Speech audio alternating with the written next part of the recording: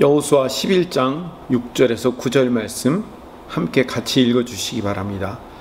여호와께서 여호수아에게 이르시되 그들로 말미암아 두려워하지 말라. 내일 이맘때 내가 그들을 이스라엘 앞에 넘겨주어 몰살시키리니 너는 그들의 말 뒷발에 힘줄을 끊고 그들의 병거를 불사르라 하시니라. 이에 여호수아가 모든 군사와 함께 메론 물가로 가서 갑자기 습격할 때 여호와께서 그들을 이스라엘의 손에 넘겨주셨기 때문에 그들을 격파하고 큰 시돈과 미스브롯 마임까지 추격하고 동쪽으로는 미스바 골짜기까지 추격하여 한 사람도 남기지 아니하고 쳐 죽이고 여호수아가 여호와께서 자기에게 명령하신 대로 행하여 그들의 말 뒷발에 힘줄을 끊고 그들의 병거를 불로 살랐더라. 아멘. 오늘 본문 6절 전반부에 보면 내일 이맘때 내가 그들을 이스라엘 앞에 넘겨주어 몰살시키리니, 어제도 계속 말씀드렸지만 이 전쟁은 여호와 하나님께 속한 것이고 하나님께서 하시는 것이라는 사실을 분명히 못을 박으신 겁니다. 내일 이맘때 이스라엘 백성 앞에 그 북방연합군 전체를 넘겨주어서 그 백성 전체가 몰살당할 것을 이미 하나님이 약속하신 겁니다. 하나님이 약속하셨기 때문에 이 전쟁은 반드시 이기게 되어 있습니다. 그렇다면 이스라엘 백성들이 할 일은 뭐냐? 그 전쟁을 어떻게 잘 치르는가? 이 전쟁을 어떻게 하면 이길 수 있는가를 고민하는 것이 아니라 이 전쟁은 하나님께 속한 것임을 믿고 이 전쟁이 끝나고 해야 할 일을 지금 설명하고 있는 거예요. 전쟁은 하나님이 이기게 하실 테니까 이 전쟁의 뒤처리를 어떻게 할 것인가, 그걸 말씀하고 있는 거예요. 그게 6절 후반절의 이야기입니다. 6절 후반절을 봅시다. 너는 그들의 말 뒷발에 힘줄을 끊고 그들의 병거를 불사르라 하시니라. 이것은 이미 승리가 전제되어 있는 명령입니다.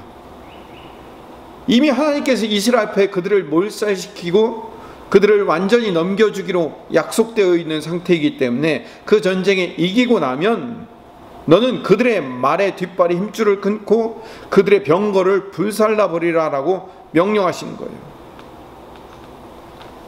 그 명령을 순종하여 따르는 겁니다. 다른 전투와 달리 이 북방연합군과의 전투에서는 하나님께서 이스라엘에게 아주 특별한 명령을 주신 겁니다. 전쟁에 승리하고 났을 때 전리품으로 취할 말의 뒷발에 힘줄을 끊고 병거들을 불사르는 일, 아주 독특하고 특별한 명령이십니다. 여리고성을 정복할 때 나팔을 불고 언약궤를 앞세우고 먼저 나가서 백성들은 침묵하고 성 전체를 한 바퀴씩 돌아라 라는 명령처럼 이상한 명령이에요. 오늘도 이해할 수 없는 그 이상한 명령을 하나님이 이스라엘 백성들에게 주신 겁니다. 왜 이게 이상한 명령이냐면 고대 근동시대에는 오늘날처럼 그렇게 물자가 넉넉한 시대가 아니었습니다. 그래서 전쟁에 이기고 나면 그 전리품을 취하는 것이 당연하고 그리고 굉장히 중요한 일이었어요. 애초에 이 전쟁을 하는 목적 자체가 상대방 군대의 전리품을 취하기 위한 것이 전쟁의 목적이기도 했습니다. 그 적군의 전리품을 취하고 나면 다음 전쟁에서 승리할 수 있는 확률이 커지게 됩니다. 이 전리품이 전쟁의 빈익빈 부익부를 실현하는 기초가 되는 거예요. 특히 이 전리품 중에서 말이나 병거는 당시의 전쟁에서 말할 수 없이 중요한 전리품 중에 하나입니다. 고대 전쟁에서 말, 병거 많을수록 그 전쟁에서 승리할 수 있는 요건으로 작용하는 거죠. 생각해 보세요. 소총만 가진 사람들이 기관총을 들고 있는 사람을 이길 수가 없죠. 기관총만 가지고 있는 사람들에게 탱크가 왔을 때 당해낼 재간이 없죠. 말과 병거는 그런 차원에서 그 고대 사회에서 전투에서 승리를 이끄는 확실한 무기였어요. 그러니까 전투에서 승리하고 적군의 말과 적군의 병거들을 취하는 일은 그건 당연한 거고, 그것을 축적할수록 다음 전쟁에서 더 승리할 수 있는 요건들을 쌓아놓는 거죠. 근데 하나님은 이 북방연합군과의 전투에서 너희들은 반드시 승리할 것이니까 이 전투에서 이기자마자 그들의 말을 잡아다가 그 뒷발에 힘줄을 끊으라, 그리고 병거를 불살라라 라고 명령을 합니다. 말의 뒷발의 힘줄을 아킬레스건이라고 하죠. 이 말의 아킬레스건을 끊으면 말이 달릴 수가 없어요. 말을 소처럼 농사용으로는 사용할 수 있을지는 모르지만 아킬레스건이 잘린 말은 전투에는 사용될 수 없어요. 또 병거를 불태우라고 얘기합니다. 전투에서 엄청난 영향을 주는 이 탱크와 같은 이 전차를 확보했는데 그걸 불태우라는 거예요. 그럼 하나님이 주신 이 명령의 의미가 뭘까요? 잘 생각해 봅시다. 이 전투의 승패의 여부가 말의 숫자, 병거의 숫자에 달려있지 않다는 사실을 이스라엘 백성들에게 가르쳐 주는 거예요.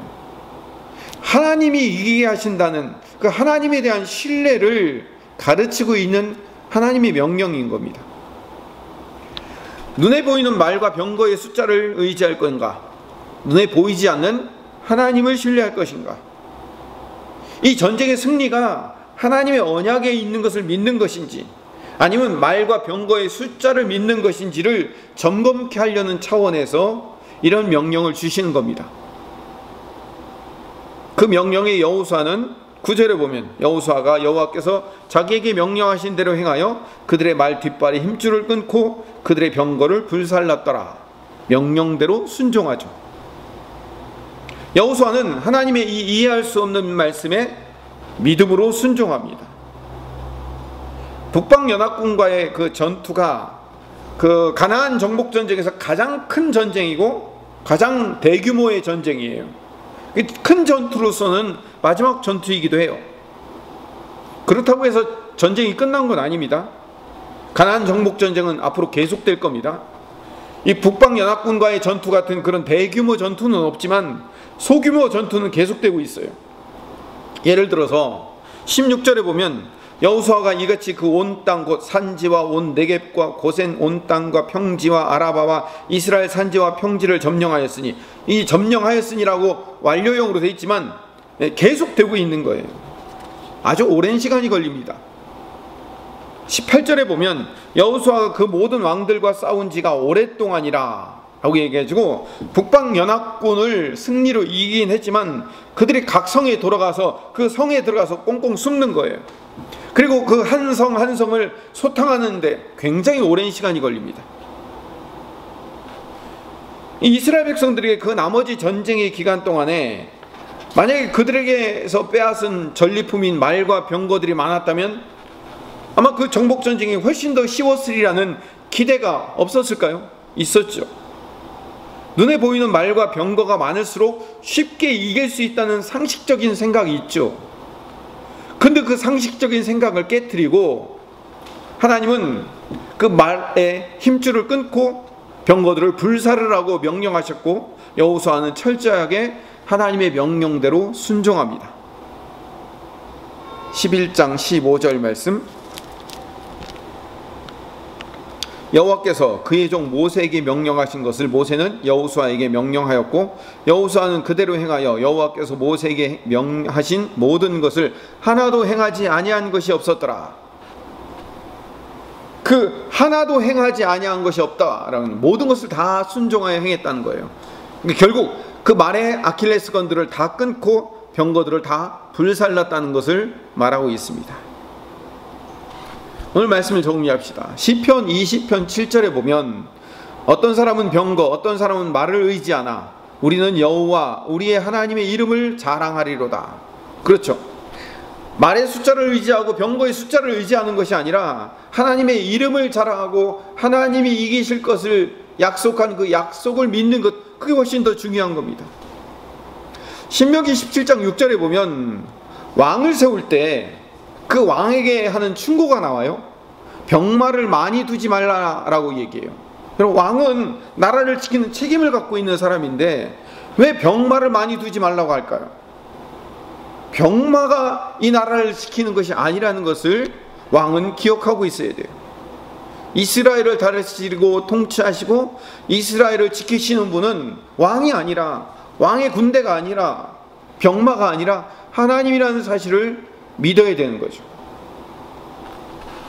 하나님께서 우리와 함께 하시며 하나님이 약속하시면 그 약속을 반드시 이루실 것을 믿는 믿음이 있기 때문에 성도는 순종으로 응답할 수 있는 겁니다.